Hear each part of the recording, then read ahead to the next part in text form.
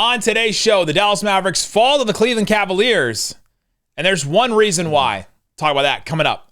I'm Luka Doncic, and this is Locked On Mavericks. Mavericks, NBA champions. Bang! It's good! And the Mavericks have won the game! If you don't believe, you shouldn't be here.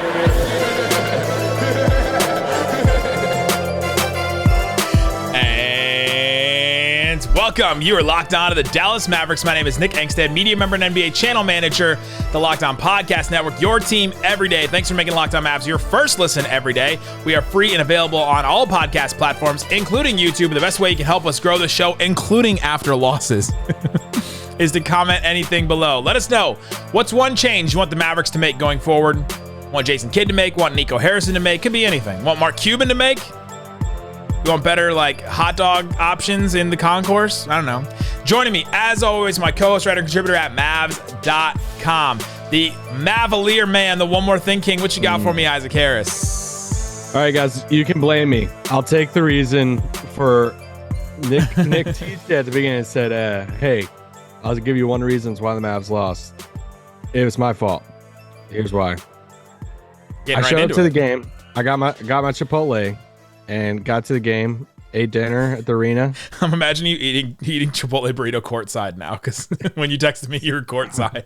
Sitting courtside, sitting there with a burrito. watching the Cavs warm up. My wife calls, and she's crying, saying our dog was having a seizure. Whoa! And I freak out. Yeah. So I just run to the press box, get my stuff, leave, meet my whole family at this vet ER thing. And she ends up being fine, so it's good. I'm really close to my dog, so I was freaking out too. But there was a brief moment that I was going to miss this game and miss the post-game pod. Yeah, I thought I was going to go solo. I thought it was going to be. And it would have been a Mavs win. I was going to say we had broken the streak, and it was back. We were back on the winning when I went solo. But yeah, it could have been a Mavs win. But I got to watch the game, and it, and then I'm like, oh, Mavs lost because I watched the game. So. The Mavs lose this game 90-105. This has to be their worst offensive performance that they've had this season. Okay. Right? Maybe the I was trying to figure out if this streak was going to define the season of games. It's not their worst. Houston and Orlando, those two losses are worse than this one, but it's getting close to that where it was the worst one. I did see a couple Cavs people say that this was their best defensive game of the season. And let's start there.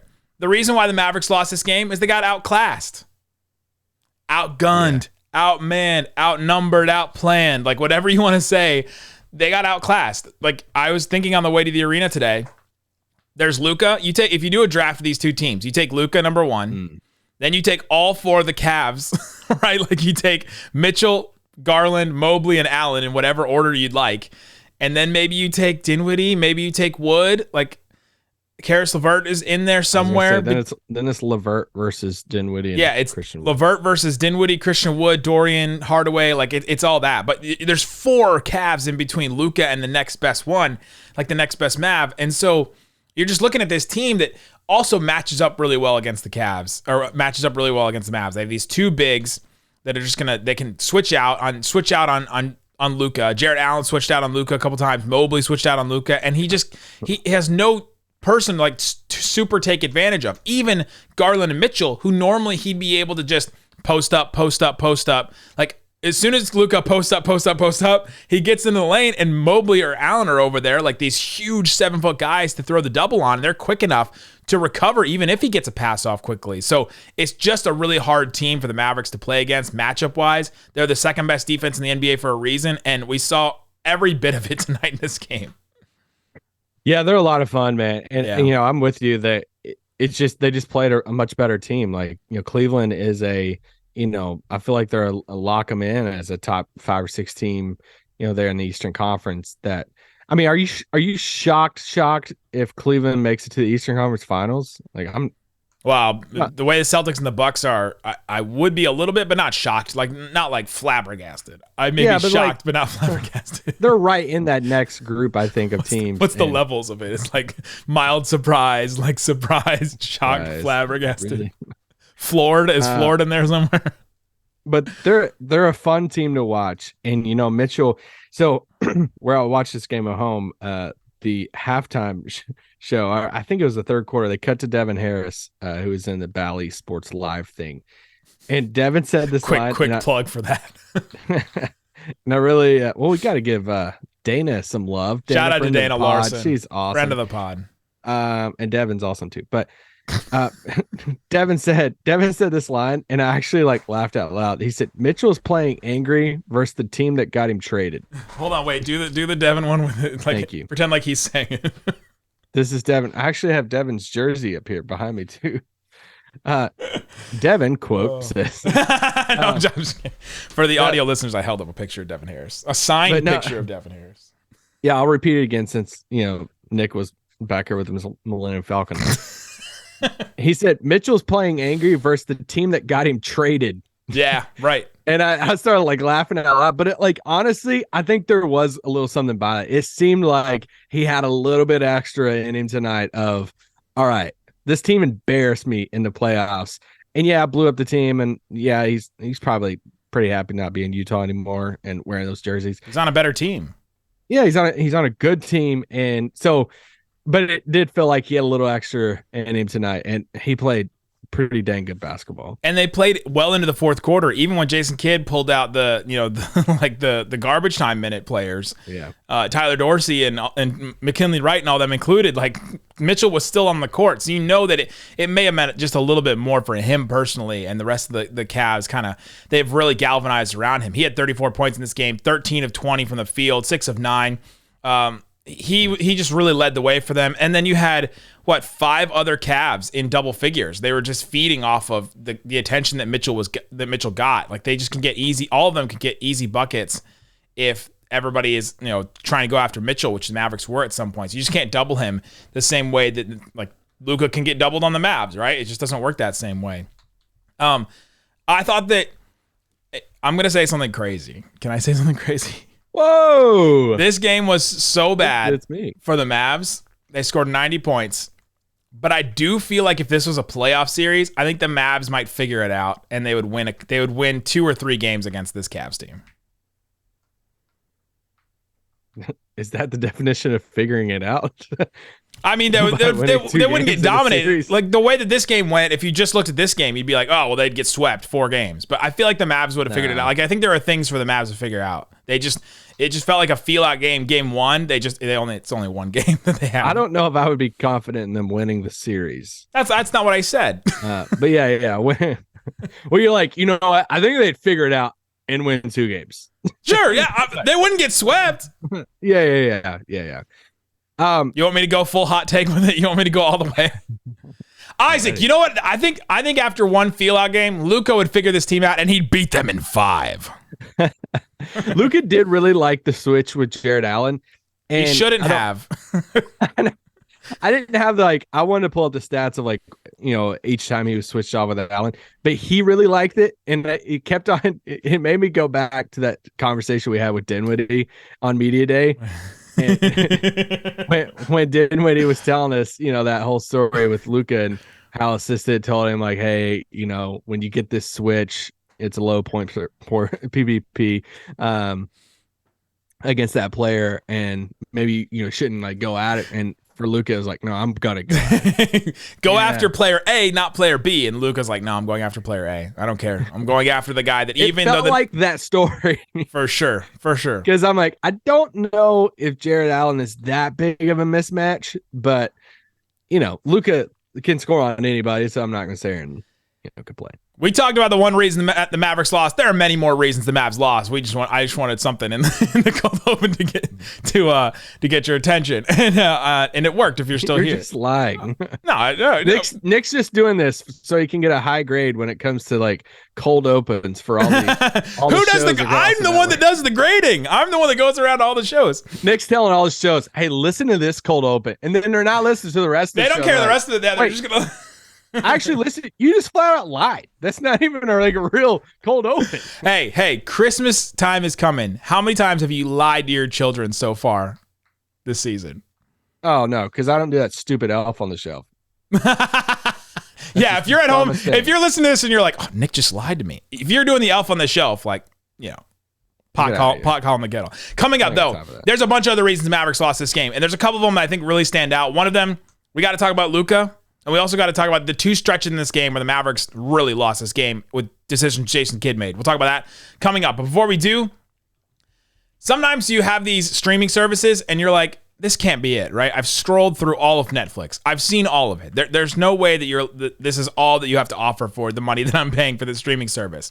We all know that ExpressVPN can unlock movies and shows that are only available in other countries. I don't know if you guys know this, but different countries have different versions of streaming services. I'll be on Reddit and there'll be like the movies Reddit or the streaming Reddit or something like that. And all of a sudden, or Disney Plus Reddit is a good example, where you're on there and all of a sudden they're like, hey, this show was made available in Disney Plus Australia. And I'm like, that's not even like a show that we get here, like that we get in the US. You can get access to those kind of shows, everything, even The Office on Netflix. Did you know that The Office is on Netflix? It is in the UK. You can get access to that with ExpressVPN, the ExpressVPN app. If you want to get access to hundreds of new shows, go to expressvpn.com/lockedon right now. You can get extra 3 months of ExpressVPN for free.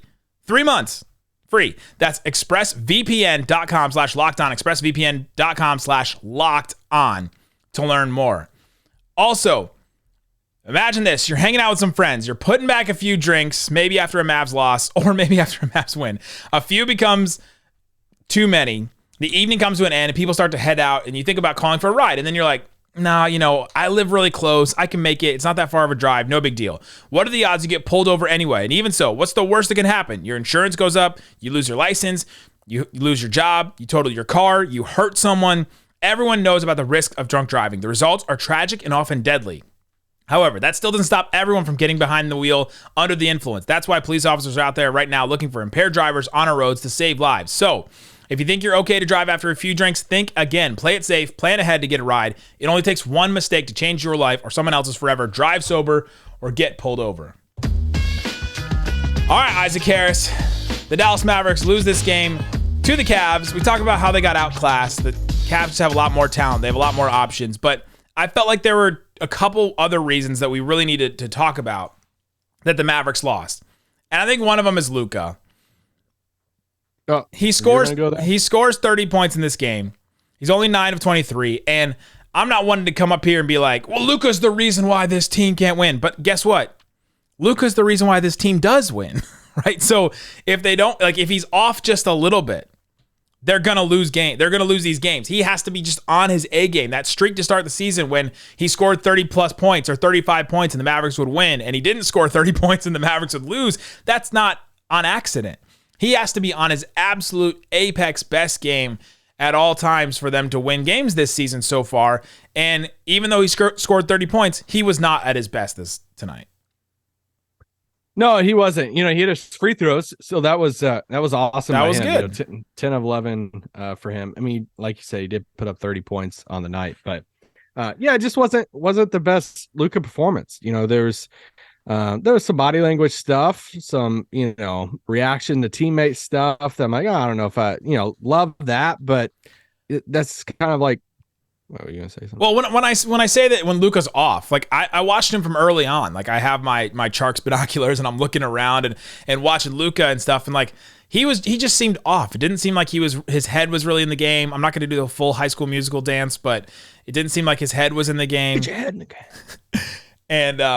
And it seemed like he was just off. Maybe there was something else not in the game that was distracting him. Maybe he was just tired. He had another one of those. What are those shoulder things that the K-tape? Yeah, he had that K-tape that was in a different formation. Maybe maybe his shoulder was bothering him. It was something else, but there's something that was bothering him. And honestly, it's wild that if Luka is bothered by something, that this Mavs team loses games like that, right? The Mavs just get fully dominated from the start. They're down 2-16 to start the game because Luka's head is not necessarily in the game. You could tell he was deferring to Dinwiddie a little bit early on in the game, and you're just like, oh no, here it comes. Where the Mavs just aren't going to win this game because he's not in it, and it's wild that's the margin of error this team has so far. Yeah, his arm looked like a mix of a basketball net and Venom. Yeah, I was gonna say the Venom suit. Yeah, I think if we just go to his teammates, you would say the next three best scorers on the team are in some order: Dinwiddie, Christian Wood, Tim Hardaway Jr. And especially when Luka has a quote off-ish night, even though he still had 30. Yeah. All three of those dudes combined for 33 points. Like, you just can't. Like, they're just not going to win. And I think that's the testament to the whole roster thing that we talk about. For sure. And it's like they just can't afford. The only way they're going to win games when Luka has an off-ish night is if it's one of those crazy games where Tim hits 7 threes, or Christian Wood puts up 25 off the bench or something like that. So it was just unfortunate. I think there's a multiple reasons when you look at this game and say they lost the game. It was their defense too. I mean, Cleveland shot 53% from the field in this game. You look at points in the paint in this game. Dallas had 26 points in the paint. Cleveland had 52. That's 52 to 26 difference points in the paint in that, which that's not a shocker in this, because Dallas doesn't. It's not like it's a little bit of a defensive scheme to try to get people off 3-point line and force them to the paint a little bit, but they also don't have a defensive anchor outside of Davis Bertans, the vertical king. Who said Dallas lost their Latvian paint protector? Well, the Latvian paint protector, did he play tonight? But the Nuggets scored 98 points in the paint against the Wizards tonight.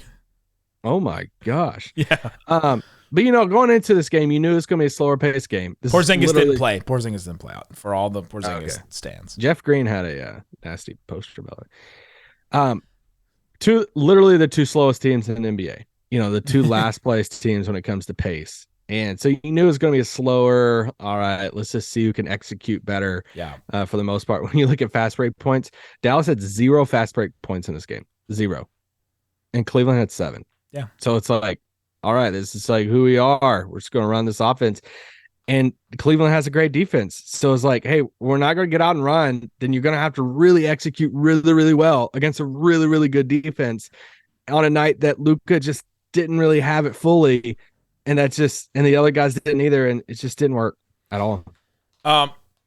Couple Mavericks just were really bad. Tim, I thought, had an awful game in this one. He was 1 of 4 from 3. He only takes 4 threes. That's a really bad Tim game, right? Like, if he's only taking 4, he's playing 31 minutes. He had a couple of turnovers. He had 3 fouls that were I think all in the defensive end, because he got worked on the defensive end a little bit. Dwight Powell played just under 12 minutes, and at the beginning of the game, the Mavs just got run off the floor 2-16. I felt like having him in there just wasn't positive at all for the Mavs, because he can't space the floor. Yeah. And then he can't really defend against those two bigs either. So you're like, all right, well, they really miss Maxey in this. What are you doing? They did really miss Maxey. Josh was out in this game as well. Frank played 12 and a half minutes, and I think if anybody else had played those minutes, I feel like they would have been good. Frank was are you ready for this? Frank was a +10. Oh, wait. He was a +10? This is a positive world. We'll take the positive. He was +10. He was +10. This is where you just got to throw out plus minus sometimes, because, he had 0 points. It was tough out there for him a few times, but he was a +10 in a game they lost by 15.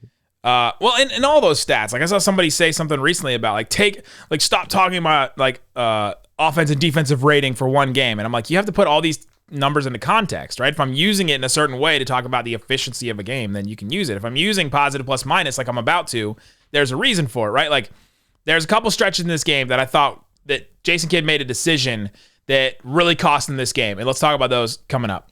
But before we do, let me tell you about Built Bar. Oh, our buddies. They're back. Can we pause the pod for a second? All right. Pause the pod. Great. You got to try this. I'm talking about Built Bar's new reimagined flavors. Cookie dough topper, coconut brownie bar, coconut brownie topper, all the flavors that we have loved in the past. Chocolate peppermint granola. That's a heat check. The white chocolate peppermint granola. That's a heat check, Built Bar. I don't know about that one personally. But the candy cane brownie is amazing. That's one of my favorite bars every year. I might have to go get some for me right now. Go check out built.com. Use the promo code LOCKEDON15, all one word, LOCKEDON15, the number 1, number 5, LOCKEDON15. Use that promo code at built.com to get the best protein bars that taste like candy bars. They're absolutely delicious. Again, that's built.com, promo code LOCKEDON15.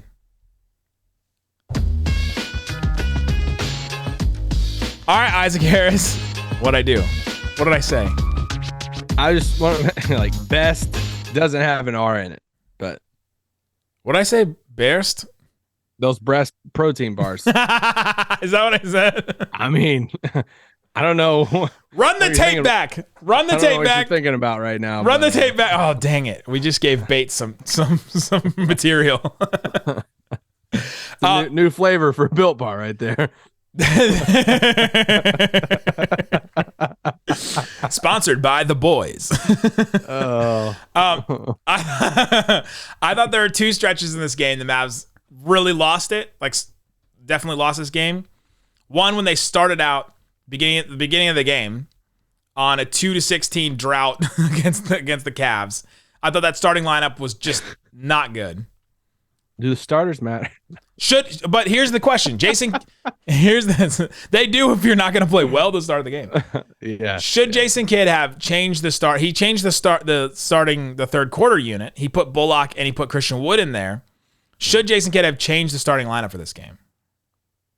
Just because of the matchup. You're just looking at this team and you're like, obviously. I think in hindsight, it's easier to say that for sure. When you get down 16-2 or whatever it was. I think foresight should have caught that Dwight Powell was not going to be effective in this game playing against Jared Allen and Mobley because you have to space the floor against those guys, and that Tim was going to just struggle in this game because of both Garland and Mitchell. And then if he gets switched, the Mavs switch a lot. If he gets switched onto either of those bigs, he's toast. Like you're putting him in a bad spot, really.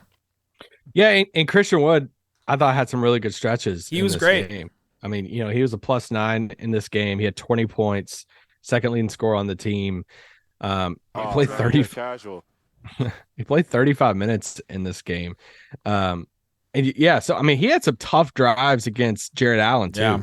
I was shocked by him. All right, take it right at Jared Allen. Obviously, he had a couple threes. He had 4 threes in this game. So he was second best Mav tonight behind Luka. For sure. So yeah, I mean, in hindsight, you look at it and say, yeah, should Christian Wood have started and all that? He put him out there in the second unit. Obviously, Christian Wood struggles on defense. All right. Yeah, he did in this game too. A new thing. But when they start the second half, how much were they down at halftime? They were down. It was like 19, right? It was by a lot. It was somewhere around 20. And they start the second half for Reggie Bullock, Christian Wood, and it's like, all right, it makes sense because you got to score points. You got to come back. The only way you're going to have a comeback is you got to get hot and hit some threes and all that. And Reggie, shocking guys, but Reggie's shooting the ball better as of late. What time is it? Hold on. December 14th. We're in December. He's shooting 45% from 3. As I say, he's a little ahead of schedule because last year it started around Christmas, I think. So we're ahead of schedule, boys and girls. So I mean, I think when you look back on it, you're like, hey, could Reggie and Christian Wood have started in this game? Yeah, sure. But I think I think Jason Kidd is just so stuck on the rotation and the players that he has now. You can tell by he's just replaced Josh Green with Frank Ntilikina to get the same player in those minutes. Yeah. He's so stuck on that rotation and this. He'll change things here and there around it, but he's so stuck on it that it won't make decisions like this. The Mavericks are not good enough to have the same starting lineup every game. Right? They're just not. I think you got to make decisions like that. And you got to scout this team, see that you have these disadvantages, and then try a different look just to start the game. The worst thing is they need continuity. I'm done. I'm done with the continuity. I'm done. Dallas is going to get a seat at the table. I'm done with the other stretch of this game that I thought that the Mavericks really struggled. Midway through the second quarter, he put Davis in real quick. And I was like, it was Davis and Christian Wood, right? And then he took Wood out. And there's that's when I texted you. Yeah, then there was no centers. And I texted you, I was like, oh no, Jason Kidd's going with no center. And then almost immediately, when they went no center, Cleveland was on a 17-0 run all of a sudden. And you're like, kid called 2 timeouts. I think he called 2 timeouts in that stretch and everything. Like, this is the second quarter, and they went on a 17-0 run, and it was just done. Like a game was basically done by then. They got it back. They cut it to 9 a couple times, but with Luka, Luka not being able to go supernova, score 50 or whatever against this team, like they just weren't going to be able to win if they were going to be down that much. Playing at the pace that they do, shooting the way that they did, not getting the same threes. This team doesn't allow a ton of threes. The Cavs don't. And so not getting the same shots they normally would. Like, that stretch, I thought, changed it. What do you think? I thought, why do you think Kid went with, he just tried that, like, no center look real quick, and it just did not work at all? Because they're not doing anything in the paint. So it's like, hey, let's just, like, put a bunch of shooters out there and try to just stretch the floor. And I don't know. Because that's the only like thinking behind it, because you look at it and say, all right, on paper, maybe you want to run, get faster in the game. It's like they don't really like do that. They don't do that. So, I just assumed it was to shoot more threes. And, Dallas shot 38 threes tonight. It felt like Cleveland was pretty much up by 15, 20 points most of this game. Yeah. And, they only made 8 threes in this game. So they just dominated inside the paint. And I mean, that's what happens when you have 2 7-footers like that are mobile, that can move like that. That's why they're a lot of fun, to watch. And I thought Lamar Stevens, he had a oh my gosh, he had a quote at halftime with Serena Winters. It is Winters, right? Yeah. Shout out to former colleague Serena Winters. She's the host Locked On Sixers. I talked to her. I talked to her before the game. She's a good follow on social media and stuff, and she had like a halftime interview with Stevens, and I was kind of laughing, like, all right, playing with fire, because he had like a quote of like Luka and the Mavs. They know we're here. We're gonna be here all night, type thing, and I'm like, all right, buddy. They interviewed him at halftime. He had 5 points. He had 13. He led the team with 13 points in the second half. So I guess it was Serena Winter. We got to blame Serena Winters too for inspiring Lamar Stevens to go in that second half. There was also 18 points though. There was he finished with that. There was a moment in the fourth quarter, really early. It was like 30 seconds into the fourth quarter. Luka started the fourth quarter. Dinwiddie was out there. It was Dorian, Frank, and Dwight. People forget about Frank. And Dinwiddie got an and one. And Luka finally felt like he finally kind of woke up and was like, okay, we're in this. Like we can still win this game. We can get back in this. And he was clapping and he was like looking around. And Lamar Stevens walks by Luka to like his free throw spot, and he was clapping too, like mocking Luka walking. And that almost was one of those moments, like the Luka special moment, where you go, oh dang, like are you about to wake the beast here? It did not end up being that, but I was tracking that. I was waiting for that to happen. They call it, they're all about the travel still. Refs are all about this. Some of them, I'm not for sure if it was travel, but. Okay, so there's a weird thing about this. Tom Haberstroh tweeted out this really interesting thing that he was monitoring, where there's this ref, John Goebel. The Mavs have had run-ins with him that have been bad, where his crew calls 6.1 travels per game, and the next closest crew is Tyler Ford, and his crew calls 3.5 travels per game. Calls 3 more travels per game than anybody else. Guess whose brother was on the crew tonight? Goebel. John Goebel, his brother Jason was on the crew tonight for against the Mavs. So, I thought that was funny. But, also, can we talk about how the Mavs got called for a technical because they had 4 players on the court? Yeah. That happened to the Timberwolves earlier this season, and it was just like a meme and like a funny video, and now all of a sudden, like, you get a technical for it? I don't understand why it should be called a tech. On that team. Yeah, I think it should be 6. But like if it's 4, it's like, well, that's just your fault as a coach, you're just being dumb. Yeah, but sure, they called a tech. And one more thing I want to bring up from today, not from the game at all. Did you see Basketball Reference's Sportify Wrapped that they dubbed today? No. Okay, so they came out with this thread, Basketball Reference, the stats site that has all the stats. I use it like literally every day. It was like the most viewed player pages from every state in the union. Wow. So like Texas is Luka, obviously. California's LeBron. You have easy ones. Cleveland's LeBron. Colorado is Jokic. You'll never guess what Alabama is in your life. You'll never guess in 1 million years what Colorado is. Alabama. They're number one in 2022, year of our Lord. What George Mikan. Their number one player is this player page was opened more times in Alabama than any other player page. Pete Maravich. Confidence, baby, confidence. Whoa! Rolando Blackman is the number one player page from Basketball Reference in Alabama in 2022. Blew my mind today, but I was thinking about Ro today. That's fascinating. I don't even know how to comprehend that. It's blowing my mind. Go check out Basketball Reference's Twitter and see that, or I quote tweet it too. But yeah, insane. I don't get it. I don't understand. He's not from there. Like, he was born in the Bahamas, went to school in Brooklyn, like high school in Brooklyn. I don't really understand that one. But no, it doesn't make any sense. There you go. That's how the Mavericks lost to the Cavs. Let us know in the comment section below what's one change you want the Mavericks to make going forward. Thanks for making us your first listen today and every day. And if you made it to the end of a loss, tweet at me. I'll like every one of your tweets, and I'll respond to every tweet. How about that? Will you? I will. I'll respond to every single tweet. Thanks for making us your first listen today. Now make your next listen the Locked On Sports Today podcast, the biggest stories of the day, plus instant reaction, big game recaps, and the take of the day. Locked On Sports Today on YouTube and wherever you get your podcasts. Guys, thanks so much for listening to Locked On Mavs. So, boom!